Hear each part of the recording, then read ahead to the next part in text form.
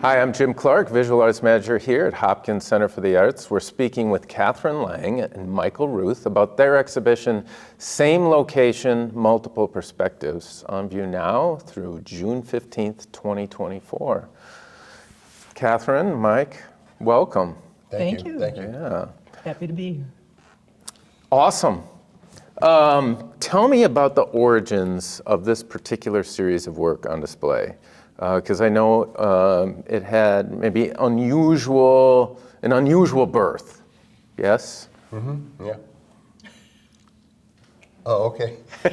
So Catherine and I started taking pictures together a couple years ago, and we were up in Amnicon Falls, and we were taking pictures of waterfalls. That's basically what we started doing. And after we got back to her house, we downloaded the pictures and we started looking at them. Mm-hmm. And there's a picture of a rock that she has, and it's out on the display. And I said, "Where was that? I don't remember seeing that." And she goes, "You don't? You were standing right to the left of where this picture was taken, right to the left of that photo." And I was taking pictures of something in the water. So I was kneeling down, I think.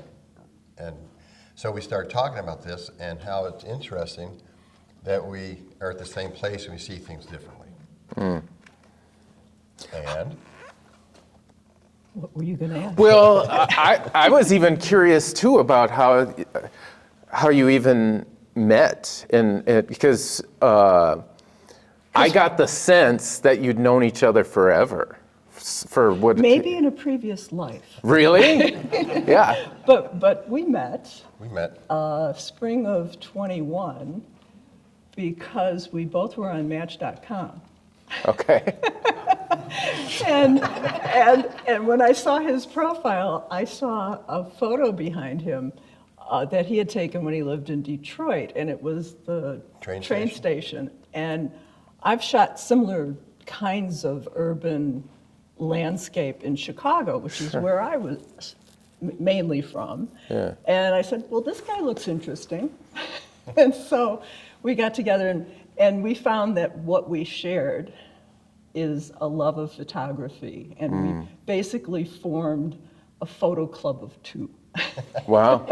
Yeah. So what the rhythm of the relationship was to find the places up north. So I became his tour guide.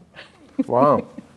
And pretty early on, we found that we were getting images that were pretty solid and that we're enjoying and proud of.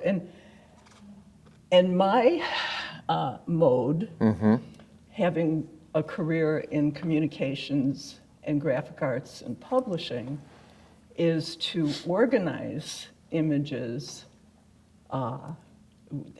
When we found that we had, 500 plus images each, how are we going to organize this? Sure. So I mocked up a book. Yeah.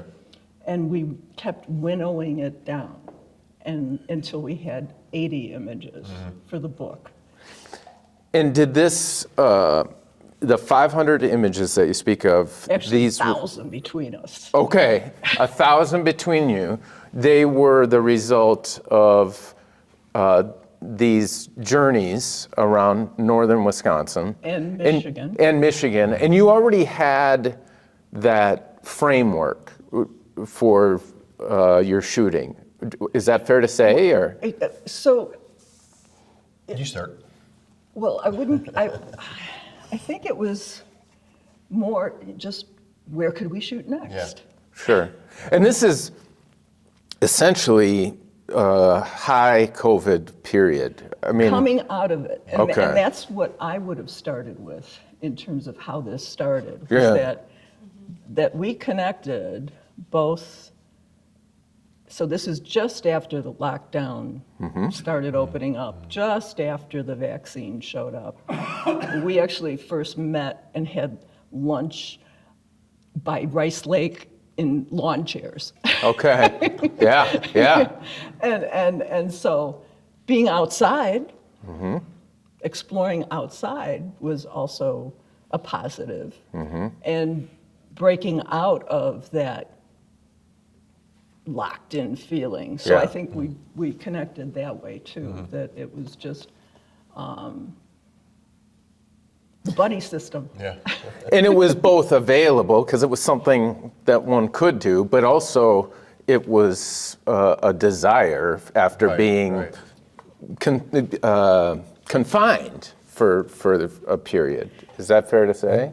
Yes, yes. Yeah, it was just a release and a relief just to go out and be creative and find somebody you can be creative with. Yeah. And that was the really fun thing was we were able to share all this and just the whole creative process. But With- to be two photographers, Oh, yeah. Yeah. Yep. if you want to Well, speak to I that. think what you're getting at was, all of us here have done artwork with somebody sitting here going, you know. And so that's what I used to. I'd go take pictures, I'd have somebody with me, and it was like I was always in a rush. And what was really nice is finding somebody you can go do creative work with And then ignore. and just let them I don't want to put it that way, but and then find somebody that you're not in a rush. Yeah. And you don't have to sit there and hurry up and miss something. You can take your time. And we would spend hours and hours and hours doing stuff. And it never got to the point where one of us was, oh, let's go. Yeah. It was more, Well, that 5-mile hike back into Lost Creek Falls, that was, we got to walk back. Come on, let's go. But in general, In general, your working yeah. rhythms were synced. well, I think we both have,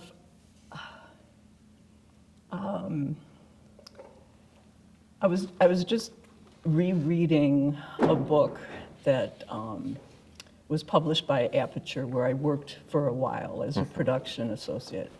And it's the making of a collection, the photographs of the Minnesota Institute of Arts. And Hartwell quotes various photographers throughout the book. And I'm not going to be able to remember the exact quote right now, but one of the photographers he quoted talked in terms of being people, I'm going to paraphrase, people of people of the eye, Yeah. something like Yeah, that. yeah. So that at our core, each of us in our long lives has developed an essential set of tools and framework of seeing the world and perceiving the world and capturing what we have seen and felt. And I'm talking too much. Well, no, you're fine. But I think Mike had prepped us for that, I think. No, in a good way. Well, okay. I hate interviews. So That's what I meant. That's what I meant. Yeah. But what that leads into Yeah. is the experience of a photo of an image being an equivalent of an experience, which Alfred Stieglitz brought to expression in the early 1900s, after photography was trying to break out of a painterly tradition. And he said, no, this is an experience that I'm capturing of a real thing. Instead of staged. Yes. That, as well as it's an equivalent of the photographer's sensations and experience. So in that way, And actually, I will quote this one. I took a picture. Walker Evans Okay, yeah. in 1969. So Walker Evans is a documentary photographer. And yet here's what he says. Modern photographers who are artists are an unusual breed. They work with the conviction, glee, pain, and daring of all artists in all time. Their belief in the power of images is limitless. The younger ones, which I will consider us to be, Yes. at least, dream of making photographs like poems, reaching for tone and the spell of evocation, for resonance and panache, rhythm and glissando, no less. They intend to print serenity or shock, intensity, or the very shape of love. And so that really ties in with the fact that we invited poets to be part of our project. So we had this collection of images already winnowed and selected and mocked up as a book, but the lay of the book had an empty page at the beginning of each of the location sections. And I'm like, what do we do? What goes there? And I woke up one morning and I went, I know poets.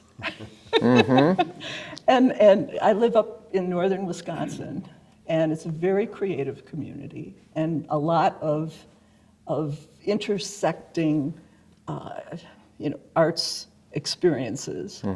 And so I asked 5 or 6 poets in the area, and they said, do you have any poems about Houghton Falls, about Amnicon Falls? And some did, and others I sent the PDF of, they chose a location, sent our photos from the book mock-up, and they wrote to the photos.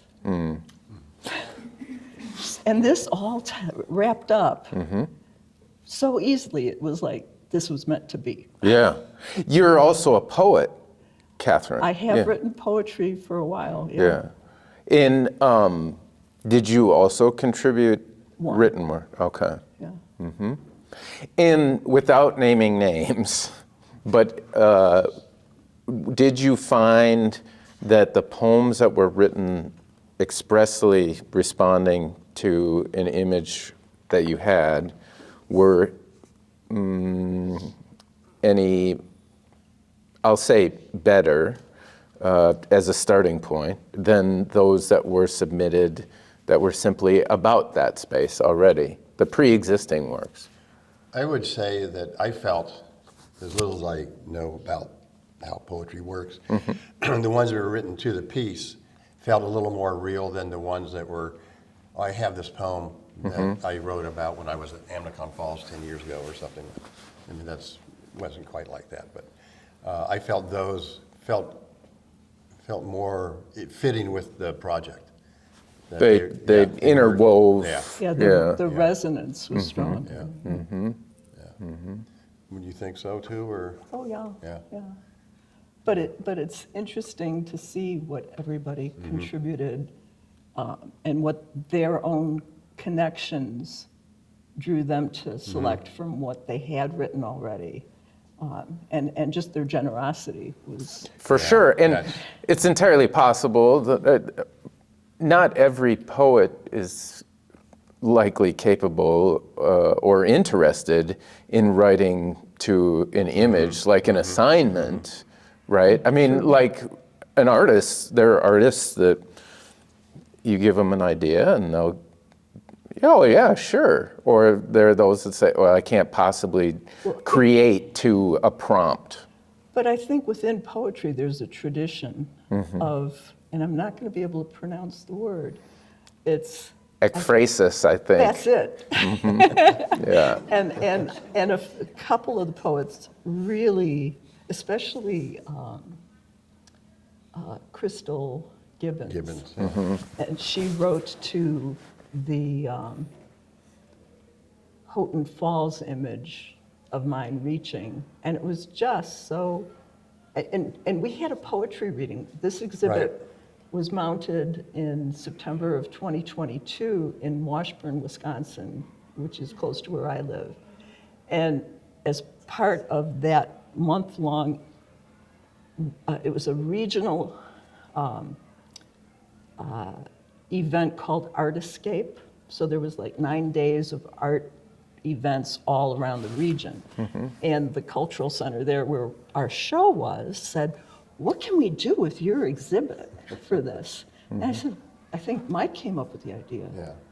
for a poetry Let's reading. do a poetry reading. So halfway through the exhibit time we had the opening, and then 2 weeks later, 3 weeks later, we had this poetry reading.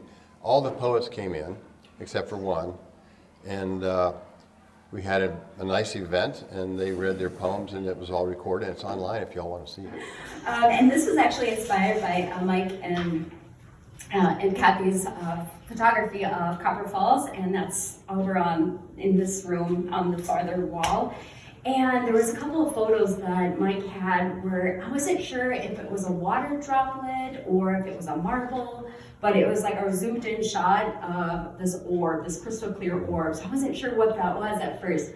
And then Kathy had this photograph called Reaching, and it was like the river and the waterfalls just kind of cutting through the entire landscape. So those are the pieces that really inspired this poem. And then it's called Copper Falls, Wisconsin, and it's a persona poem, so I wrote it in the voice of the falls. So, in my wild turning, I part and join myself, meander a slow circle until I make my way over rocks that lift me up to rejoice freedom, in a spray of wet confetti and liquid pearls. When I arrive in my deep drop journey, my heart keeps beating. Currents don't end. I live to fracture and fissure, glacier, rock, and ice. Oh, to rip through the world. And so they all read their poems. That was really successful. That Oh, that was really a lot neat. of fun. That was, yeah, that was fun.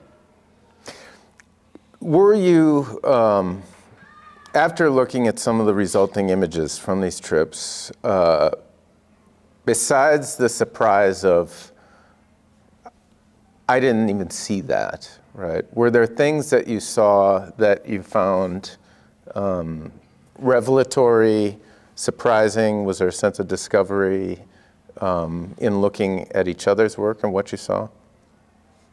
I think so. One of the things that I started doing, I didn't really follow through with it because I just felt I was cheating, was that we all learn by osmosis, right? You see something that somebody else did, I want to try that. So I was trying to do some of the same things Catherine was doing. Oh, intentionally? Intentionally, yeah. Okay, interesting. And I did one, and I said, it's just not right. Okay. It's And just, I showed it to my daughter, Yeah. and she says, he stole your... Can you describe what it was that you were trying? Well, Catherine uses a lot of objects in her photographs, Yeah. and I really think that's really interesting. I like it, and I said, well, I'm just going to try that. I take pictures of objects, but not an object in a photograph. Yeah. It's placed. And so I tried one. I have this really interesting decanter. No, it's not a decanter. It's a perfume bottle. Perfume bottle. It's a pagoda. It's about this big. Crystal. And it's a prism. It's really cool. And so I took it with us one day, and I stuck it in a bunch of, we were at Lost Creek Falls, and I stuck it in the water. And it was kind of a neat photograph, but after a while I go, I said, I can't, this is not mine. I think it's in the book, but it's not mine. It did end up in the book. I think it's in the book. Yeah, it's in the book. Yeah. And likewise, Mike uses software to take multiple images to compress into one. So you not only have, at times, a visual of motion in one image, but then the several compress to create that. And so at one point, I said, I want to try that. Turn around, fair play, yeah. And I created that, and it was so like his, I was like, that's enough. Yeah, Yeah, yeah. yeah, so.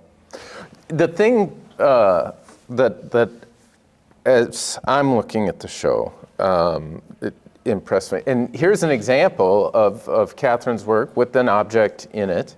And I think these were both from the Houghton Falls site. No, this that- is Copper Falls. Copper Falls. Yeah, that's Houghton Falls. This is Houghton Falls. Copper Falls. But they're both from Copper Falls. Yep. Right. And there is a shared compositional gesture in that's inverted, right? Like the trunk there is Y'ing out, but it's a dark Y on a light field, and Mike, yours is this light Y on a dark field, and that similarity is striking. That it was from the same spot. Did you plan that? No. Yeah, well. Coincidental. Yeah. I think just happenstance. But as you were looking through the images to cull and edit for selection, right? You don't think that resonated or drove it on an intuitive level? If it did, it was subliminal. Really subliminal, yeah. I mean, yeah, I think there was some, I don't think we ever spoke it, but I think there was some things that we would look at. I mean, we're looking at tons of pictures, and some of the aesthetics in the photograph, I think, had some commonality and was able to it would be easier then to pick those in. What was Yeah. the metric for selection? Do you like that? I don't know, do you like that? Yeah. I don't know, why, I don't know, what do you think we did? I mean, we were criticizing each other's work, and that helped. You know, I like this, well, I don't, you know. But the Did you get specific? I mean, I don't like this. No, I think, I mean, my approach is always,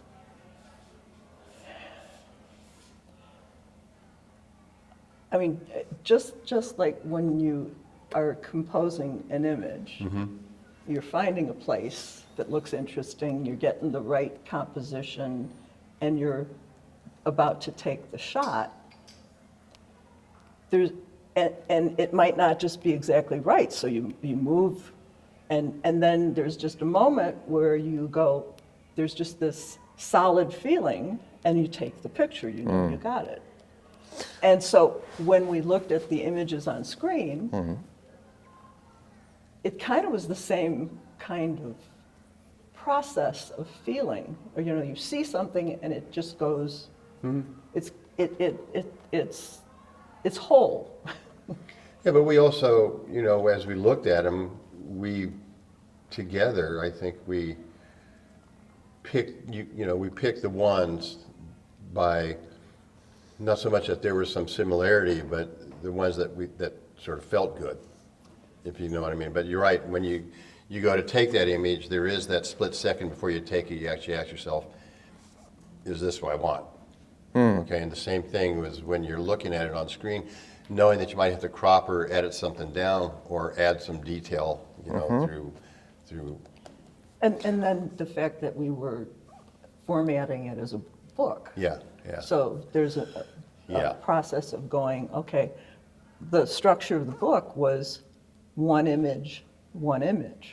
So a spread shows one of Mike's photos, one of mine, not necessarily on the same side of the spread, but so there's a dynamic between each of the images on any one spread. So there would be times, I think, that we would be looking at the pace of a section to show aspects of that place within, say, culled 10 images. You know, what are we missing about Houghton Falls? Right. So there was a lot going on. Was that to ensure that you captured your understanding and feeling about Houghton Falls, or did you feel a certain responsibility to capture imagery that maybe represented more than just your experience there? Because these are important landmarks in that geographic area. So was part of it, well, this is an iconic image from this location.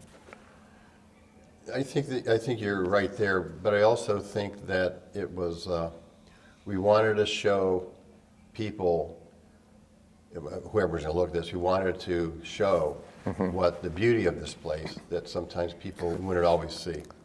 You know, so I take a lot of these slow motion pictures. This is not waterfalls, but I take a lot of different pictures that are, you know, I like to show movement in my stuff, and so you can't see that. Yeah. And so I think part of it is just showing people this scenery. It's beautiful. We want to get people up there to look at things, but to have them look at things they're not normally going to see, such as the one with the golden pot. Yeah.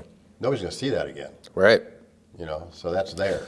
And so part of it is showing the beauty of the area. Yeah. And to honor the water too. That was part of it. There's a piece in the book that basically it's dedicated to the waters flowing to Lake Superior. Yeah.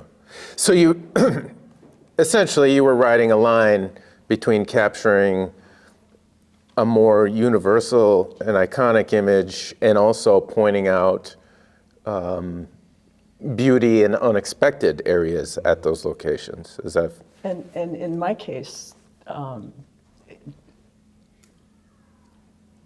balancing straight landscape shots with the evocative still life in nature.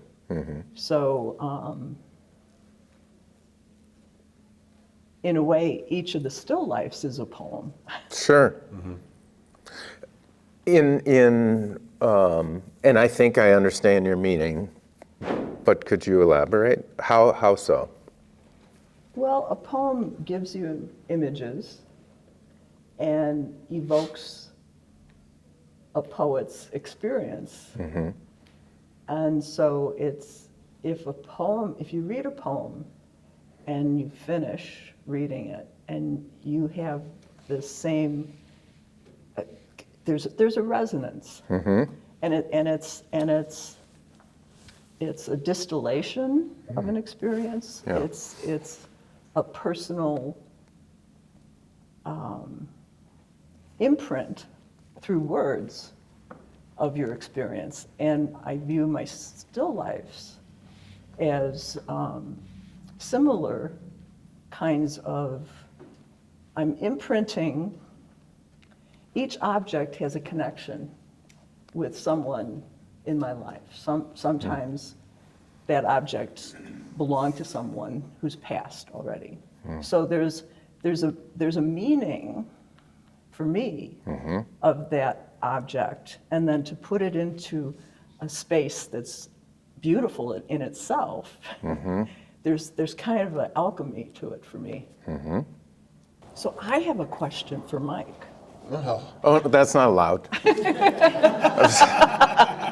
I'm the boss.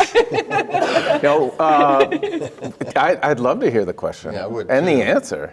Yeah, I would too. So Hartwell, who's the Sure. main curator that started the photography collection at MIA. So in the book, he said, he's quoting Edward Weston in 1930, and he says, one must feel definitely, fully, before the exposure. My finished print is there on the ground glass of the camera with all of its values in exact proportions. The final result, he's saying, in my work is fixed forever within the shutter's release. Okay. Finishing, developing, and printing is no more than a careful carrying on of the image seen on the ground glass. So when I read that, I thought of your multiple images, so that when you photograph and you're photographing motion, how does a comment like that contrast with how you feel about what you are seeing and capturing at the time that you press the shutter? Between the shutter and the And print. the print. Well, I think, if I can think about that for a second, I think when I look through the viewfinder, if I'm using the viewfinder or looking at the screen, because now the digital, I use a little Panasonic DMX. It's a mirrorless camera. I was tired of carrying my Nikons around, and so it has this screen, it can pull it out. So as I look at that, I'm thinking of it as a ground glass, put the hood over and stuff, although it's not upside down, but it's, that's what I'm thinking of. So I've done enough of these multiple image photographs before that I have an idea. Like, I'm gonna take 7 images of this thing. I'm gonna take 7, what I do is I'll take 7 photographs, 5 photographs, 300 photographs, all at the same exposure, X amount of seconds apart. Okay, and so some of these are like 5 or 7, and so I have an idea of what it's going to be, but I'm not going to know what it's going to be until I actually start putting it into Affinity Photo is what I use, and start manipulating that. Okay, so the thing about Weston, he's the zone system guy, right? No, that was Adams. Well, okay, they're brothers anyway, right? So, but they were really set in how they did their photographs. They knew exactly. They had been doing this for a while, and this is how they do it. And so, just like them, I have an idea. I don't want to compare myself to them at all. But just like them, I've done this, and I have an idea what it's going to look like. Do I know what it's going to look like? No, I don't. Not until I start experimenting with it that way. Does that make sense? Nor did they, though. I mean, they had an educated guess. Yeah. And you were employing an educated guess based on your experience. And that was such a great question, Catherine. I was going to ask that one myself. No, but specifically, are you both working digitally currently? Yes. And did you both start as film photographers? Exactly, in that idea of committing to the capture feels like a film impulse or a plate impulse, in that there was more rigidity in process. I mean, you're Right, more control. yeah, there were less tools then for post-capture manipulation and editing, and it was just more challenging to do so. Mm-hmm. Do you think it's a strength of yours as photographers that you started in film with that mindset and that you've then applied it to digital photography? I think so. Yeah, I think I used to teach 3D computer graphics. Yeah. And so a lot of students would come in and they just want to jump in and make these things in 3D. And I always wanted them to go take sculpting classes first. Yeah. Or I'd make them bring an object in, all right? So when I think of, starting off in film, shooting film, I think has made me a better photographer, because I understand a little more what the exposure is going to do if I tweak this or I tweak this in camera. Yep. So I think that helps quite a bit. Now, you can learn that strictly digital if you haven't done that before, but I think knowing some of the younger people who are not doing nothing but digital, starting off in digital camera, it doesn't quite make sense to them. When you talk about f-stops and you talk about ISO, and shutter speeds, and try to get them, they can look at it real quick and go, oh, this is what happened, but they really don't quite understand, in my mind.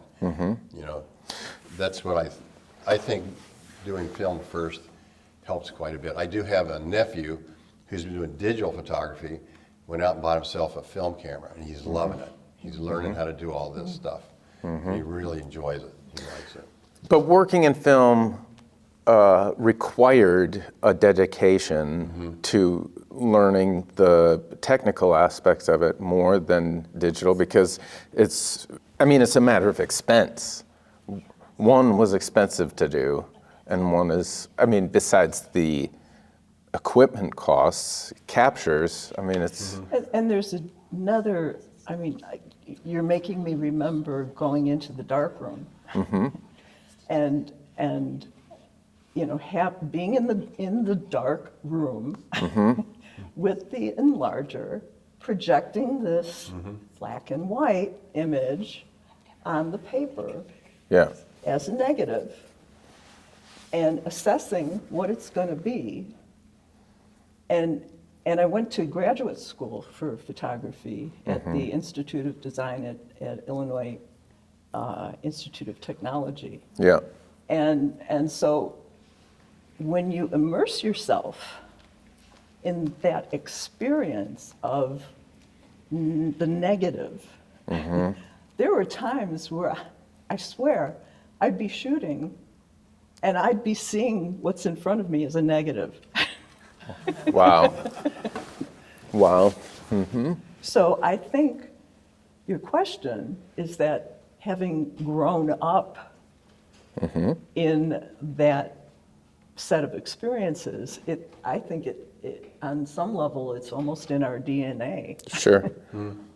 And your processes and philosophies and approach changed little when you shifted to digital Correct. cameras. Because I think some folks that started in film do change a bit. I mean, in that you can take just scads and thousands, and then find the image kind of within that, right? Which is just different, and that's, I was curious about that, because hearing you speak about that magic moment where you go, that's it, and you snap it, like.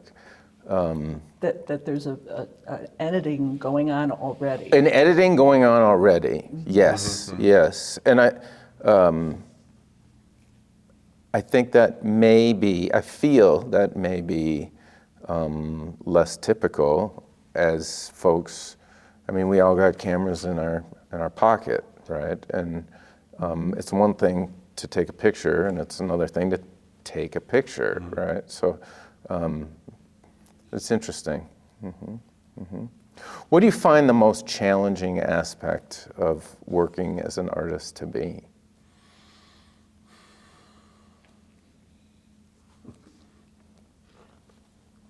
You answer that. Well, luckily, I've been able to make a living as a graphic designer. Sure. So the biggest challenge of working as an artist Yeah.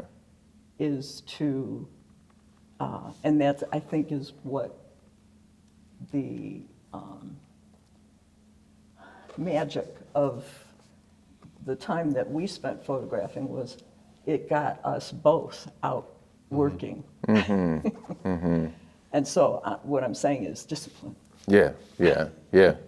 I don't think you're alone in that, for sure. And do you share that same challenge, Mike?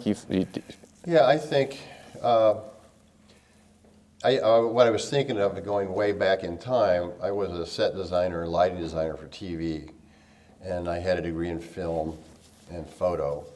And I'd go to work, and I was doing that stuff all day, and I didn't want to come home and do it anymore. Yeah, That for a right. long time, and then I was a faculty member teaching this stuff, and I didn't want to do it anymore. And now I'm not doing that. So my concern, the thing that is the discipline. And I've had this guilt thing for years that if I'm sitting on the computer, I'm goofing around. And I'm not worrying. I would find myself being mad at myself for creating something because I'm not supposed to do that. I'm supposed to go bale hay or something. So the discipline and knowing that, okay, if you can treat it like a job, which you don't really want to do, if you treat it like a job, 4 hours a day, I'm going to mess on the computer. I'm going to mess around on the computer and create stuff. That's my messing around time. Then I go clean the house.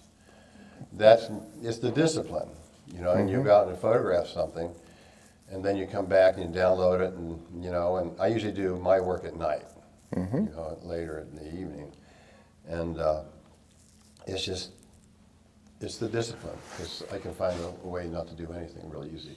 Sure.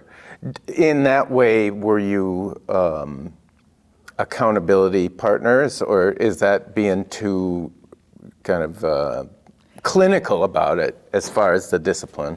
Or it was just easy? I mean, you found that it was enjoyable and fun to do.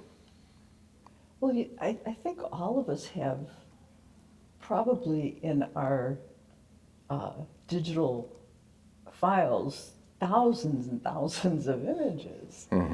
And so it's like the fact that we were focusing on these together, there was no, there was a purpose. There was a purpose to assess them soon after taking, and to organize them and to bring them to be seen. I think once we decided that we were going to create this book, that sort of made everything more accountable. Yeah. Me more accountable to Kathy, because she was the one actually doing that. So when did we decide, let's create a book out of this? When did we didn't do it right at the top. It was after we had stuff for a while. Oh, yeah. What are we going to do with this? Well, let's create a book. Okay. And so it's like... It's a good 6-8 months. Yeah. So once that was decided, I felt I really need to respond and be accountable to Kathy, because she's doing all the hard work, creating this book, doing all this sizes and creating all this stuff. And But that's what I do for a living. well, So it's not all that hard. to me, I mean, But you could leverage that. Mike, I'm working very hard on designing this. He doesn't know how hard it is. well, actually I do, because I used to do that too, but There to we a go. lesser extent. But the thing is once this started into that process, I really had to step up, because she was dependent on me doing my job, and I did all the printing and I did all this stuff, and she did the hard stuff, which was putting the book together and selecting and getting the poets. Sure. And so I wouldn't have wanted to hang the show.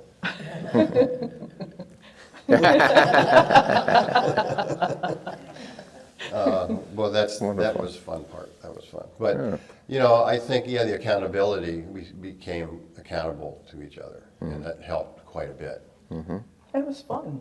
It was fun, yeah. I don't think we got on each other's nerves much. Are you still photographing this subject matter, or have you moved on to other projects and There was series? that article in the Star Trib the other day about all these waterfalls in Minnesota. I said, but somebody's already done that one. But no, we haven't talked about that or anything like that.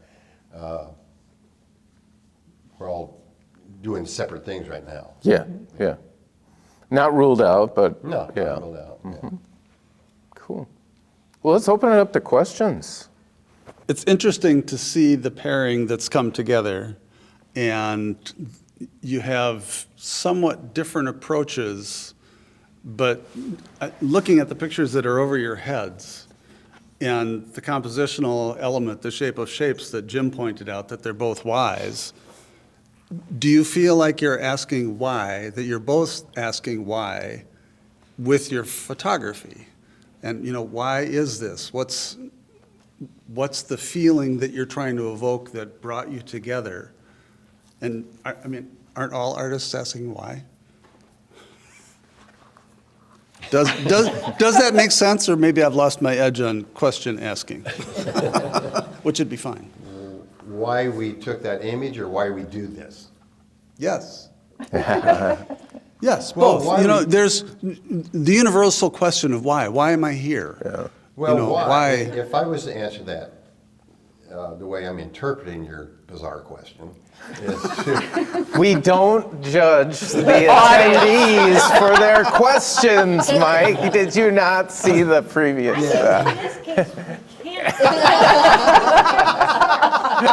so the thing is, it's that, you know, you can go all the way back to like when I was in, you know, like 10 years old and my dad gave me a little tiny plastic camera for birthday. Yeah. And I started doing stuff and I had no idea what I was doing. And throughout time, I developed into something. So why is why do this happen is because I've always wanted to do it.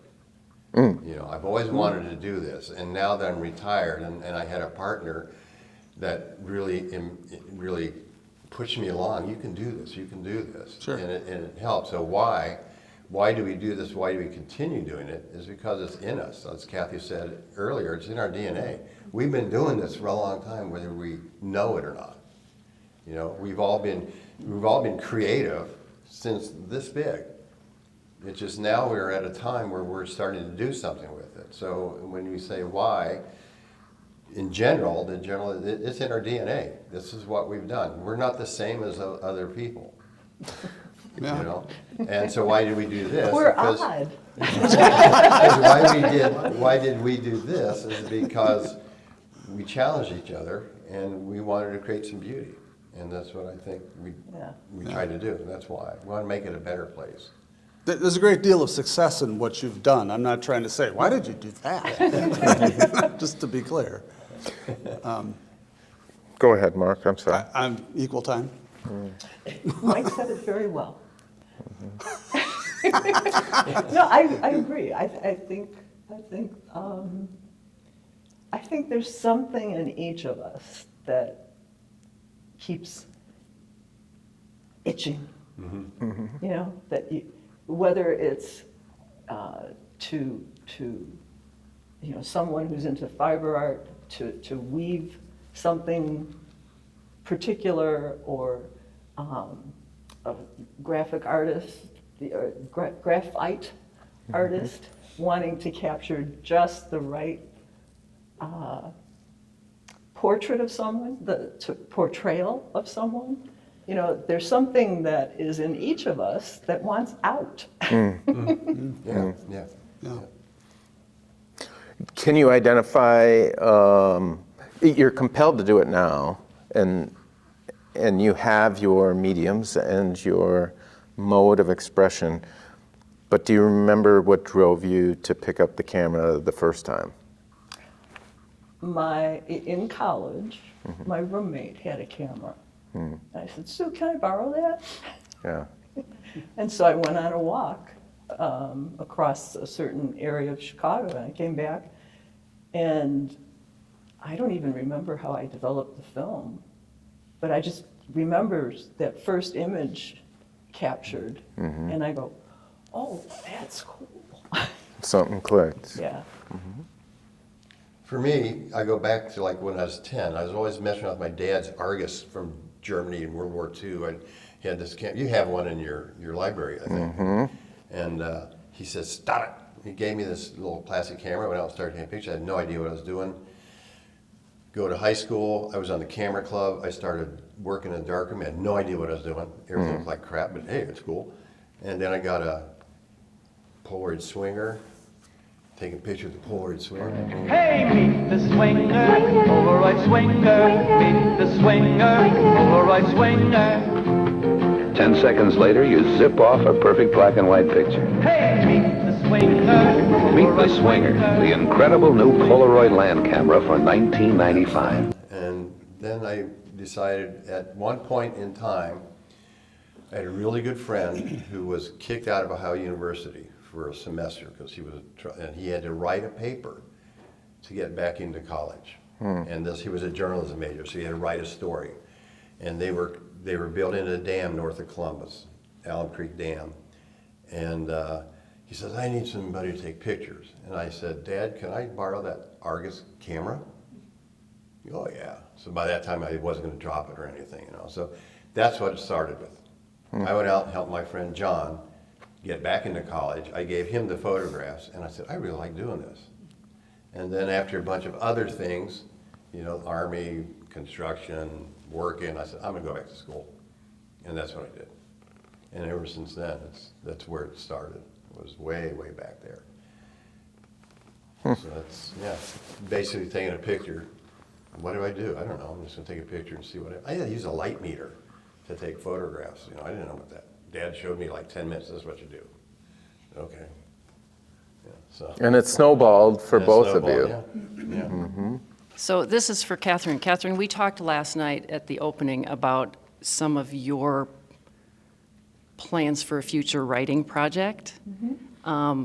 I'm curious as to whether or not, I'm assuming it does, but whether or not your photography and your writing inform each other, and or will your photography have a place in your thoughts around your writing project that you talked about? Well, thank you for that question. So, in my career, I have worked as an editor, and I've worked as a writer, so writing feature articles. And as a photographer, one of my favorite photographers is Eugene Atche. So turn of the late 1800s or early 1900s. And I found out in wanting to learn more about him, I found out about the woman who was his longtime companion. And she was an actress. And suddenly, I'm not all that interested in Atche. I want to tell her story. I mean, he may inform whatever it is that I develop as the plot, but in the bigger answer to that question, I've always combined narrative in my projects. So previous to this, when I moved up to the Chequamegon Bay area, northwestern Wisconsin, and having moved from Chicago, urban girl moves to semi-wilderness, wanting to see all this beautiful, wild place, right? But being a scared urban girl, I asked 16 people who live up there to take me to their favorite places in nature. So I got led to all these different places. And I photographed each person at home, at their work, a portrait in the space, and a landscape shot. But I also recorded interviews with them. So to answer your question, there's always been this interplay between words and pictures. And that goes back to being in a publishing setting and focusing on how to communicate and have the words and the images in any document work together to communicate whatever it is that you're communicating. And I want to do something different. I want to learn how to write a novel. Cool. Awesome. Yeah. That was a better question than Mark's. Not supposed to criticize the audience.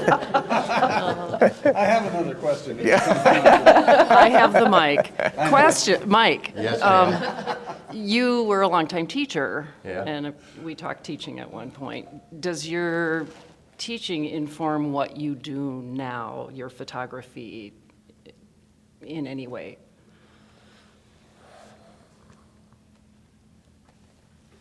I wouldn't put it that way. If you go back to the discipline thing, it might be that you have an assignment. If you look at doing something as an assignment, you're going to go do it.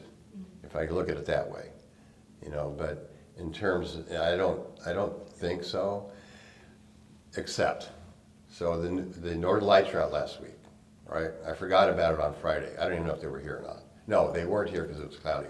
Saturday night, I forgot about it. Sunday night, I went out to do it because that was my assignment to myself. And it didn't work because of all the haze, But so I'm thinking it was. If anything, it's that. You gave yourself an assignment, go out and follow through with that, maybe. But In overall, no, I don't think so. If I understood your question right now. No. Do you feel the desire to educate the viewer? It depends what you're looking at. Okay, if we look at this show here that we just put up, we're educating the viewer by introducing them to this beauty of the northern Wisconsin waterfalls and these poets. So in a way we're educating, and there's some pieces in there that are written by the guy from Northern College, can't remember his name. Alan Brew. That little thing he wrote there, the introduction is kind of an educational piece. And then, God, his name just slipped my mind. Howard Papp, who's pretty well known up in that area. His piece about the end of water, basically. The end of things. Yes. That's, and how we need to respect stuff, and that's an educational piece, yeah. So I think, yeah, in this show that we just put up, I think there's not only the beauty of the images, but also the in-depth intellectual part of reading the poems and the two end pieces, the introduction and the end. So, yeah. Thank you. I kind of wanted to take on to that, because that was my question, thinking of the natural world. How important is it in photographing it to want to get people to appreciate it, want to protect it, save it? I just was wondering if that played a part in all of this also. So what I would say is, now having lived almost 14 years in this area, I was just saying to a friend of mine who's visiting for the summer that